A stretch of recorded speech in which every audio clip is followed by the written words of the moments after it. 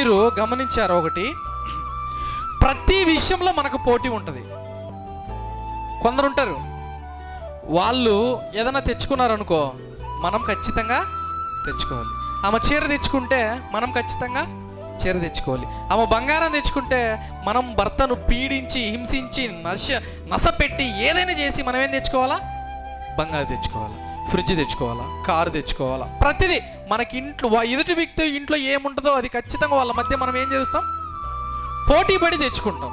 కానీ ఏనాడైనా నేను పరిశుద్ధతలో పోటీ పడాలనుకుంటున్నాను, ఎదుటి వ్యక్తి ఆమె మందిరానికి వెళ్ళి మనసు మార్చుకున్నది, నేను మనసు మార్చుకోవాలా, ఆమె కంటే గొప్పగా సేవ చేయాలా, ఆమె కంటే గొప్పగా బ్రతకాలా, ఇంకా మచ్చలు ఏమైనా ఉన్నాయేమో ఆమెలో, ఆ మచ్చలు కూడా లేకుండా నేను బ్రతకాలా, ఆమె హృదయానికి దేవునికి హృదయం పరిపూర్ణంగా ఇవ్వలేదు, నేను పరిపూర్ణంగా దేవునికి హృదయాన్ని ఇచ్చేస్తాను అని పరిశుద్ధతలో పోటీ పడే వాళ్ళు ఉన్నారా?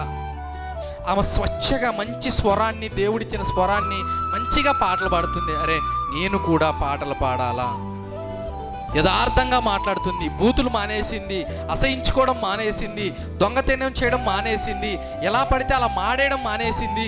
ఆమె కంటే నేను గొప్పగా బ్రతికి నేనేంటో నా సమాజానికి చూపించాలా, నా భర్తకు చూపించాలా, నా కుటుంబానికి చూపించాలా, నా దేవునికి కూడా నేను చూపించాలా, పరిశుద్ధతలో నేను పోటీ పడుతున్నానని పరిశుద్ధతలో పోటీ పడే వాళ్ళు ఉన్నారా ఈరోజు?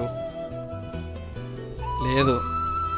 చిన్న చిన్న వాటికి అసూయ, కుళ్ళు, కుతంత్రం వేసుకొని మనం ఇంకా నశించిపోతూనే ఉన్నామే. అది తప్పమ్మా.